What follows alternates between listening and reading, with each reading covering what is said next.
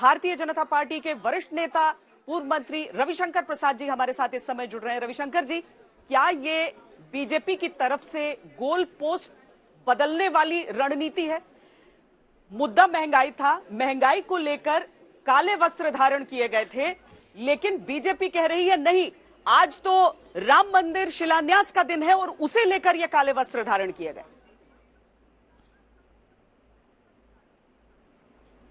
देखिए, पहली बात जान लीजिए, 2 दिन पहले बहस हुई थी ना संसद में, कांग्रेस पार्टी के लोगों ने क्या क्या आरोप नहीं लगाया, आपके चैनल ने भी दिखाया, वित्त मंत्री निर्मला जी ने जवाब दिया।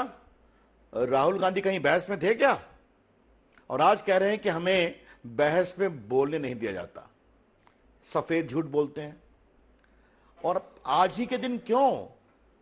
मैंने सुबह भी इस बात की चर्चा की थी अपने उनके प्रेस के जवाब में कि आज राम जन्मभूमि का शिलान्यास है, आज तो धारा 370 की समाप्ति का भी 3 वर्ष हो गए।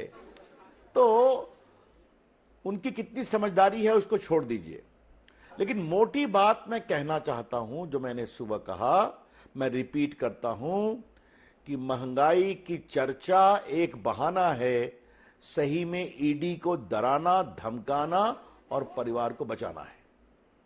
यही तो बात हो रही है और मुख्यमंत्री भी बैठे हों उनके। मैं बस 3-4 बातें जल्दी से कह देना चाहता हूं, फिर आपके प्रश्नों का उत्तर मैं जरूर दूंगा।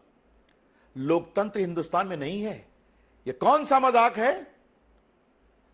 ये कितनी शर्मनाक बात है जिस लोकतंत्र पर दुनिया गर्व करती है।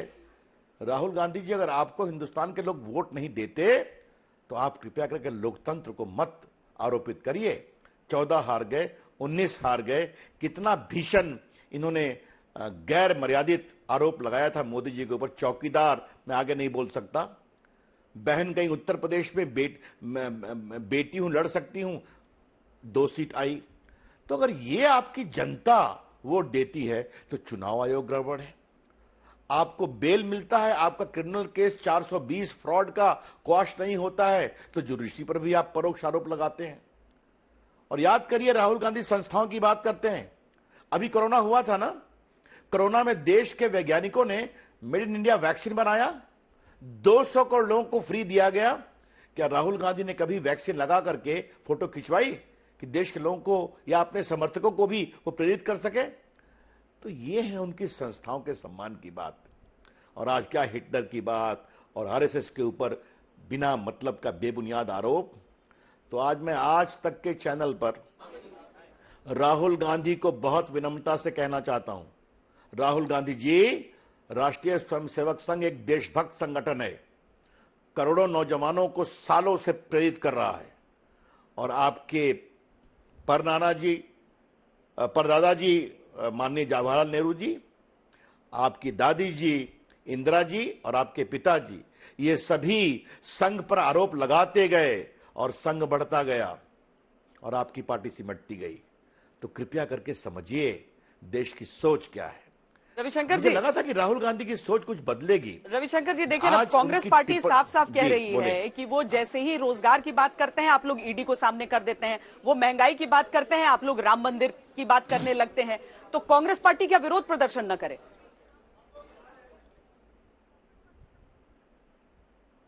हमने कहां मना किया विरोध नहीं करें, लेकिन हमको यह बताइए कि 5 लाख रुपया लगाकर 5,000 करोड़ की संपत्ति आप प्राप्त कर लें, जो केस 14 के पहले फाइल हुआ हमारे सत्ता में आने के पहले, यंग इंडिया 2010 में बना, जिसमें 5 लाख लगा करके पूरे एसोसिएटेड जर्नल का जो नेशनल हेराल्ड पब्लिश करते हैं 99% शेयर आप ले लें, मालिक बन जाए 36% राहुल गांधी, 36% सोनिया जी, बाकी तो वोरा जी अब चले गए और ऑस्कर फर्नांडिस। और 80 करोड़ लोन पर जो आपने इसको खरीदा, वो लोन कांग्रेस पार्टी माफ कर दे और आपको क्या मिल जाए? किसकी मालकियत? दिल्ली की प्रॉपर्टी, मुंबई की प्रॉपर्टी, लखनऊ की प्रॉपर्टी, मोहाली की प्रॉपर्टी, पटना का जमीन 5,000 करोड़ का। तो ऐसा तो व्यापार तो हमने देखा ही नहीं है कि 5 लाख रुपया लगाओ और 5,000 करोड़ की संपत्ति पाओ। 420 का आरोप आपके ऊपर है, आप बेल पर हैं, आप क्वेश्चनिंग में हाई कोर्ट गए, सुप्रीम कोर्ट गए, वो रिजेक्ट हो गया। इनकम टैक्स के खिलाफ आपने लड़ाई लड़ी, वहां हार गए, लेकिन कार्रवाई नहीं हो। तो कानून इस देश में सबके लिए बराबर है। ये नरेंद्र मोदी जी का शासन है। बिचौलिए दलालों के लिए रास्ते बंद हैं और बंद रहेंगे, और राहुल गांधी उनके परिवार को अपने भ्रष्टाचार का जवाब देना पड़ेगा। रविशंकर जी, भ्रष्टाचार बुरा है, इसमें किसी को दो राय नहीं है, लेकिन भ्रष्टाचार के बुरा होने से महंगाई कैसे अच्छी हो जाती है? आपने बिल्कुल सही कहा। अब मुझे इसका जवाब देने दीजिए, बस 1 मिनट श्वेता जी। हम मुझे लगता है कि श्वेता जी की मैं आवाज सुन रहा हूं। अभिनंदन आपका। मुझे बताया, हमने कभी मना किया क्या? अभी 2 दिन पहले बहस हुई ना, खुलकर बहस हुई। कांग्रेस पार्टी के मेंबर्स ने कितने शालीनता से इतर बहस के आरोप लगाया। वित्त मंत्री निर्मला जी ने जवाब दिया कि नहीं, बाकी ने जवाब दिया कि नहीं, कि आज कोविड के कारण दुनिया में, अमेरिका में इन्फ्लेशन है 10%, इंग्लैंड में है 9%, इटली में है लगभग 8%, बाकी जगह पर है। अमेरिका को अपना ऑयल का स्ट्रैटेजिक रिजर्व खोलना पड़ रहा है, फिर भी भारत की वित्तीय अवस्था 7% इन्फ्लेशन है, और बाकी भारत के फंडामेंटल अच्छे हैं। हेवीएस्ट आपके इनफ्लो ऑफ एफडी हुआ है। सच्चाई है कि नहीं? 80 करोड़ लोगों को हमने खाना खिलाया कि नहीं? अभी भी खिला रहे हैं कि नहीं खिला रहे हैं? पेट्रोल डीजल के एक्साइज को 2 बार कम किया कि नहीं किया? गैस पर सब्सिडी दी या नहीं दी? ये तो हम काम करते हैं। कांग्रेस सरकार नहीं करती है, उनकी जो स्टेट गवर्नमेंट है वो छोड़ दीजिए। तो अगर ये चुनौती है तो उस चुनौती को हम संभाल रहे हैं, और राहुल गांधी बहस में आते नहीं, प्रेस कॉन्फ्रेंस करके बोलते हैं डेमोक्रेसी खत्म हो गई। अब तो आप पर भी आरोप लगा रहे हैं कि पत्रकार भी बिके हुए हैं, दबे हुए हैं। ये कौन सी बात की जा रही है? इमरजेंसी भूल गए राहुल गांधी?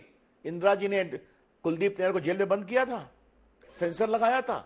लोकनायक जयप्रकाश नारायण, मोरारजी देसाई, अटल जी, आडवाणी जी, लाखों लोगों को बंद किया था। कितनी सरकारों को डिसमिस किया था, बीजेपी सरकारों को।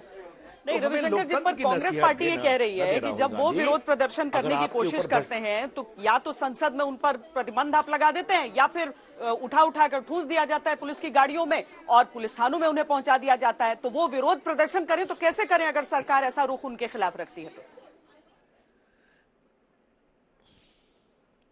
अच्छा, मुझे ये बताइए, आज दिल्ली में जो लगा हुआ है तो सिर्फ कांग्रेस के लगा हुआ है क्या? अगर हम भी प्रदर्शन करेंगे तो हम पर भी लगेगा, क्योंकि सिर्फ जंतर मंतर पर प्रदर्शन किया आपको अनुमति है, क्योंकि ये सेंसिटिव इलाका है, राष्ट्रपति भवन, संसद, प्रधानमंत्री का।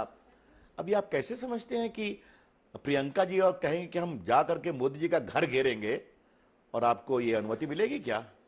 मैं बहुत आपसे विनम्रता से एक सवाल पूछता हूं।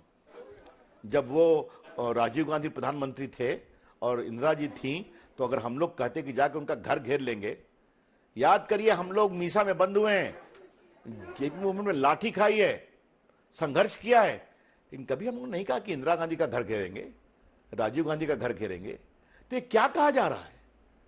यही तो मैं आपसे कहना चाहता हूं। ये छटपटाहट, ये व्यग्रता एक ही है, हमारे खिलाफ कार्रवाई ना हो, हम स्पेशल हैं। लोकतंत्र की नसीहत हमें देते हैं। उनके परिवार में लोकतंत्र है क्या?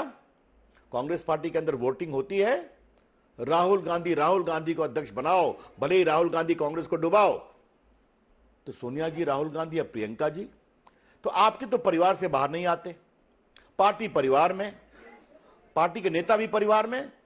अब ये जो पूरा नेशनल हेराल्ड है, ये पार्टी की संपत्ति भी जेब में परिवार के, यही तो समस्या है। और अंतिम बात मुझे कहने दीजिए, ये देश बदल गया है, लोकतंत्र फैल गया है। अब देश नए तरीके से सोचता है कि तुम किस खानदान के हो, तुम्हारी औकात क्या है, तुम काम क्या कर रहे हो। अब आज उन्होंने स्टार्टअप पर क्या कह दिया कि स्टार्टअप कुछ नहीं है। अब बताइए, भारत का स्टार्टअप दुनिया में झंडा लहरा रहा है, 100 स्टार्टअप यूनिकॉर्न हो गए हैं। यूनिकॉर्न मतलब, अब पता नहीं राहुल गांधी यूनिकॉर्न का कितना मतलब जानते हैं, उनके लोग उनको बताएं तो अच्छा होगा। यूनिकॉर्न का मतलब है आपका रेवेन्यू $1 बिलियन, मतलब 7,000 करोड़। तो ये स्थिति होती है तो भारत के 25 साल 30 साल के बच्चे झंडा गाड़ रहे हैं। गूगल के हेड इंडियन है, IBM के हेड इंडियन है, बाकी कंपनियों के हेड इंडियन है, आप देख रही हैं। तो भारत का IT पूरे कोविड में आपने देखा होगा, जो पूरा डिजिटल पेमेंट हुआ, फिनटेक मूवमेंट हुआ, 200 करोड़ लोगों को वैक्सीन लगी, और वो पूरा आपके मोबाइल पर खबर आई कि नहीं इस तारीख को आपको लेना है। तो आप ये सब देखेंगे नहीं और स्वीपिंग कमेंट कर देंगे तो फिर ये बहुत ही पीड़ादायक है। राहुल गांधी सब करिए, आलोचना करिए, लेकिन भारत को शर्मसार मत करिए। चलिए बहुत बहुत भारत शुक्रिया, के लोकतंत्र को मत शर्मसार करिए। बहुत बहुत शुक्रिया रविशंकर जी। हम भी उम्मीद करते हैं कि आजादी के अमृत ठीक, महोत्सव के बहुत-बहुत वर्ष में धन्यवाद, राजनीति बहुत-बहुत सकारात्मक रहे। बहुत धन्यवाद।